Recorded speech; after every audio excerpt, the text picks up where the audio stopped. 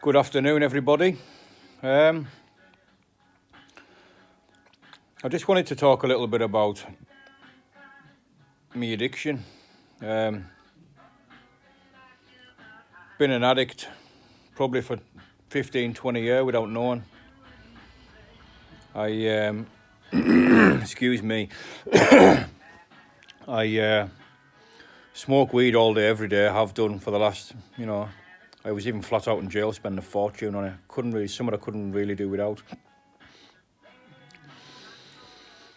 And especially over the last year or so, I'll smoke weed all day, sniff whiff all evening, and then I'll take Valium to get to sleep, and I'll make work, and I'll pay my bills, and I'll pull a wage in. And for them last two reasons, I haven't really recognised it as a problem. It's been a big problem. It's been a big problem indeed. I'm 11 days in now, 11 days clean, and some of my feelings are starting to come back. My feelings are deeper, my feelings are more meaningful. Yeah, they are. I had some news this morning that's been really, really hard to handle. It seems like bad news, and it feels that way, but in time it might be really, really good news, and I'm sure it will be, but it's definitely a hard pill to swallow. Yeah. And everybody's expecting me to kick off because this is the very thing I've always feared. Everyone is expecting me to kick off. And probably as little as like a month ago, I would have kicked off. Everyone's expecting us to hurt this person.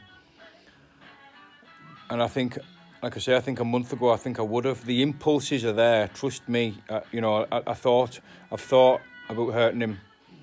I've thought about hurting this lad for a while now. For a while today. It's been chewing over for a couple of hours. I'm just like, Danny, just do it. Flatten him. But it's not the right thing to do, And I want to do the right thing. I want to do the right thing for myself. I want to do the right thing for my kids. And the more I pray, the more answers I get. The more further away I feel and I get from acting on these impulses. It's not easy, It really isn't easy. Like I say, this finding myself, this getting clean, this recovery, it is by far the biggest job I've ever took on. By far the biggest job I've ever took on, and I've took some big jobs on. It's a big job, and it's difficult to say the least, because there's so much wanting to pull us back to be that person that I was. I'm known for having a temper. I'm known for flying off the handle. I'm known for telling it how it is. Telling it how it is, for me, is a weakness. It's a weakness. That hole in my face has got me in far much more trouble than, it's caused more problems than it's ever solved. Because I can't keep it shut. I have to, usually, I have to tell people how I feel. Especially if I feel someone's been ignorant or rude. I'll get in the face and I'll probably want to go immediately. I want to start swapping shots off straight away because I think you know what I mean? Just that impulse, it's a defect. It's a big defect.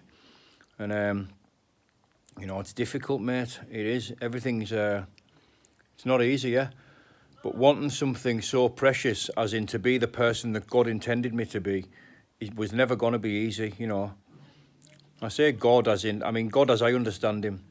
Everyone has their own opinion of God. You use the word God, it terrifies some people. Some people mock you. Others, they get a bit scared of the word.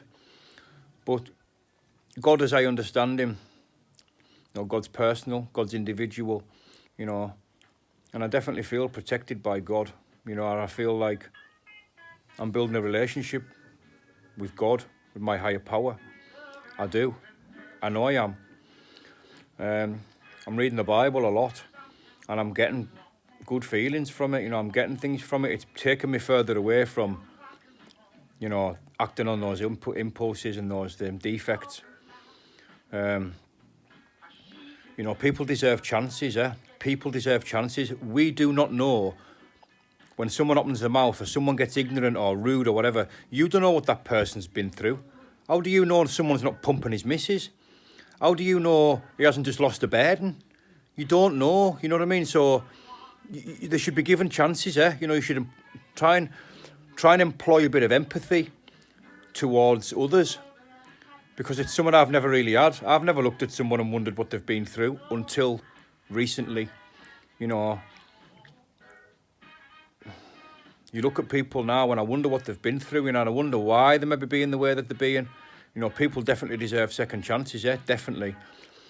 I've been given second chances by so many people that I love, and I'm so grateful for them, because, like I say, that hole in my face just, you know, and not just a hole in my face, it's just me as a person. I mean, I've terrified people that I love.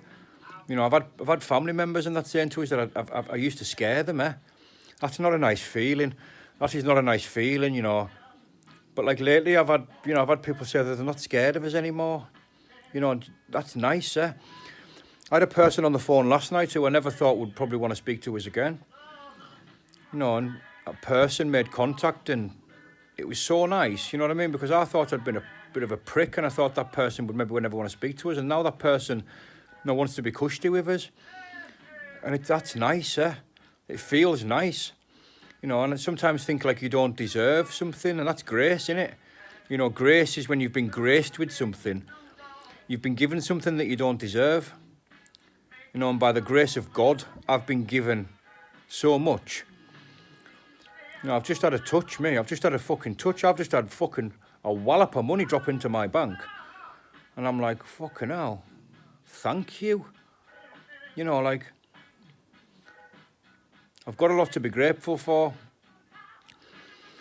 You know, and I have applied just for today because I was choking to use when I got this news. I was choking to use. That old person nearly came back. I just wanted to go and get a massive bag of whiff and a bottle of whiskey and just do myself in.